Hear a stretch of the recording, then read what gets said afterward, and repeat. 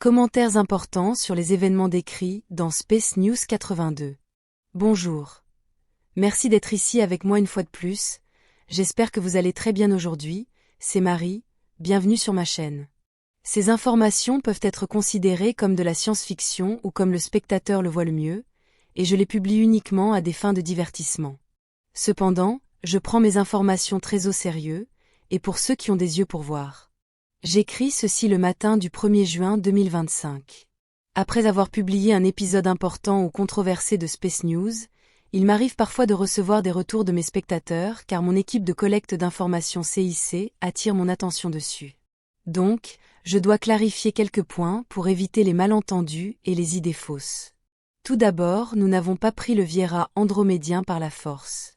Tout ce que nous avons fait, c'est les manipuler pour qu'ils nous laissent entrer, leur faisant croire que nous le ferions. Je n'aime pas la manipulation, mais cette fois c'était nécessaire, et cela a fini par sauver d'innombrables vies innocentes. Quand j'ai dit que, je cite, « nous sommes dans le Viera », je ne veux pas dire que nous les Tégètes sommes tous là-bas. Tout ce que je voulais dire, c'est que nous avons une force opérationnelle sur place, une équipe de personnes qualifiées, qui comprend du personnel militaire armé, car nous ne savons pas ce que nous allons trouver ou ce que nous trouverions une fois là-bas. La plupart d'entre nous, moi y compris, restent encore à l'intérieur de nos vaisseaux spatiaux en orbite terrestre basse, comme d'habitude, car nous n'avons pas besoin d'autre endroit où être, ici haut, près de la Terre, car nos vaisseaux sont parfaitement équipés pour des opérations à longue portée dans l'espace profond, loin de chez nous. Beaucoup d'entre vous ont demandé ce que nous avons trouvé, et qui a été arrêté là-bas dans le Viera, ainsi que quelle race stellaire se trouve dans ce vaisseau biosphère. Le Viera est un endroit très grand, mesurant 811 km de long et environ 300 km de large à sa base, car c'est un long triangle. Oui, un triangle. Qui est une forme symbolique très intéressante, très pratique pour contrôler la Terre. Cela signifie que le Viera est aussi grand que certains pays européens, donc y entrer ne signifie pas que nous dominons le terrain. Il est très facile de se cacher à l'intérieur, d'autant plus que la majeure partie de ce territoire est, comme son nom l'indique, une biosphère, ce qui signifie qu'elle est pleine de nature contrôlée artificiellement à l'intérieur.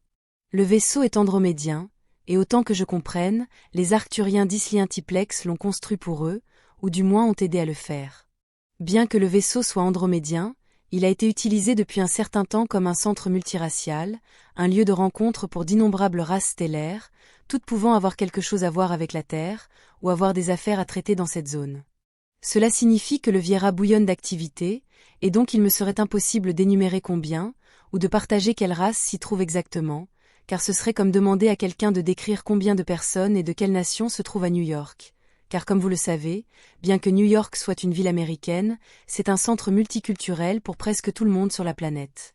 C'est la meilleure description du Viera, c'est un espace semblable à un New York City spatial, pleine de gens et de races étranges, mais en beaucoup plus grand. Cela signifie qu'il nous faudra un certain temps pour comprendre pleinement qui s'y trouve et qui travaille pour la partie obscure de la Fédération galactique à partir de là. Cependant, je peux vous dire que certaines races stellaires sont plus pertinentes, nombreuses ou prédominantes là-bas que d'autres. En plus des Andromédiens, qui considèrent le Viera comme leur maison, les races stellaires qui sont présentes là-bas et qui y travaillent le plus, sont le peuple d'Alphrata Centauri, car ils y sont principalement basés. En plus d'avoir une flotte stellaire nombreuse en orbite terrestre, de centaines de vaisseaux spatiaux, ce qui en fait la race stellaire la plus nombreuse en orbite autour de la Terre, à part les Andromédiens. Les Alphratans ont toujours été des gens très conflictuels, et sont connus pour avoir une addiction incontrôlable à l'alcool, du moins beaucoup d'entre eux l'ont, pas tous bien sûr, mais suffisamment pour causer des problèmes au reste d'entre nous. Cette race stellaire est celle qui a été la plus soumise à la Fédération galactique, et a tendance à faire des alliances avec celui qu'elle perçoit comme le dominant à chaque instant, changeant leur loyauté lorsque l'équilibre des pouvoirs bouge. Par conséquent, en ce moment, ils obéissent ouvertement à mon groupe, la Triade, Antaria, Urma et Tegeta. La prochaine race stellaire la plus courante dans le Viera est le peuple arcturien, de la variante d'Isliantiplex, car ils ont toujours été de proches amis des Andromédiens, avec qui ils ont historiquement toujours eu une forte alliance, au point où ils sont deux des trois races, avec les Lyriens de Vega, qui ont fondé la Fédération galactique. C'est pourquoi il y a trois grandes étoiles principales dans le blason de la Fédération galactique, qui se retrouvent également dans la variante de Star Trek. Les Arcturiens sont des alliés très proches des Andromédiens, pourtant ils se sont enfuis comme des lapins quand les tirs ont commencé à la fin du mois de mai. Après tout cela, nous avons les Syriens, avec un petit détachement toujours dans le Viera, puis une collection d'autres races stellaires en mouvement constant comme les Védrans, qui sont des proches parents des Andromédiens, les heptapodes de Sirius, qui ressemblent à des calmars ambulants. Parfois, on peut voir des choses dans le Viera, c'est une race aviaire. Des humanoïdes homelites, non lyriens, de l'étoile des Neb dans la constellation du Cygne. La race Xelnaga, qui sont liés aux Uzungal et sont iguanoïdes. Les Sassani, et les Yael, parmi d'innombrables autres, que je préfère ne pas énumérer ici pour des raisons stratégiques. Comme vous pouvez l'imaginer, une équipe de Tejet humains lyriens doit nager dans une soupe multiculturelle, avec tous leurs protocoles et leurs manières étranges. Notre présence à l'intérieur du Viera n'a pas été très fructueuse, puisque nous n'y avons presque rien accompli, à la grande frustration de tout mon groupe, pourtant nos enquêtes là-bas se poursuivent et prendront un certain temps.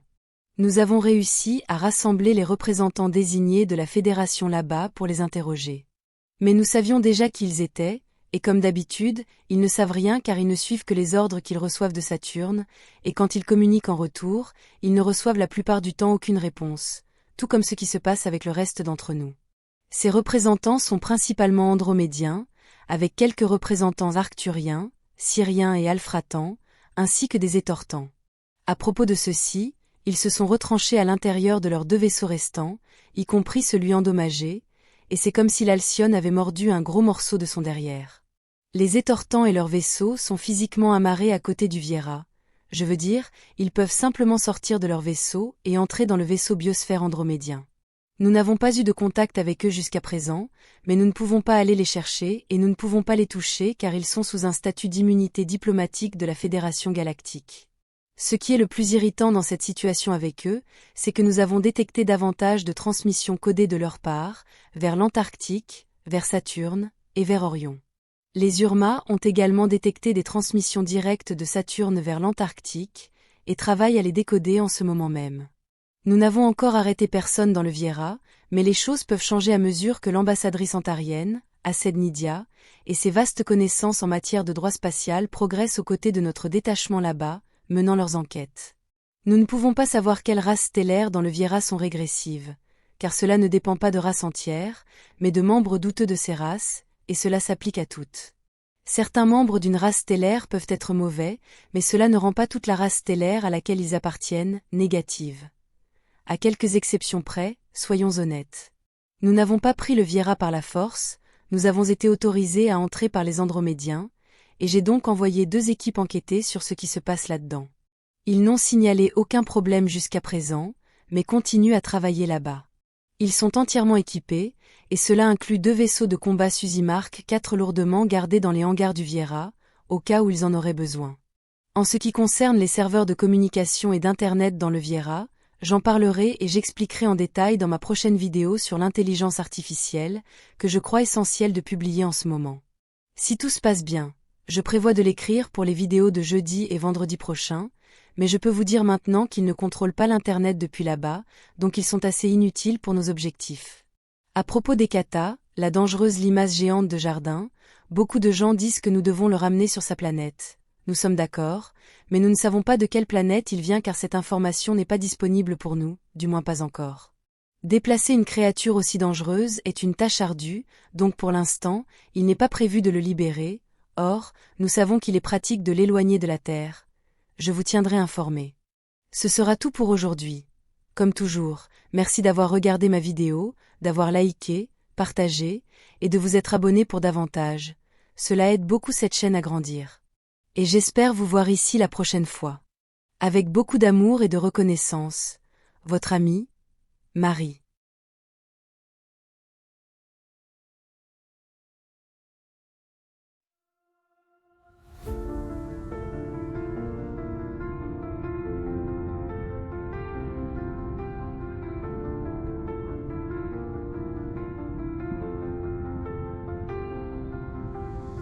Dans l'immensité des cieux, nos rêves se déploient.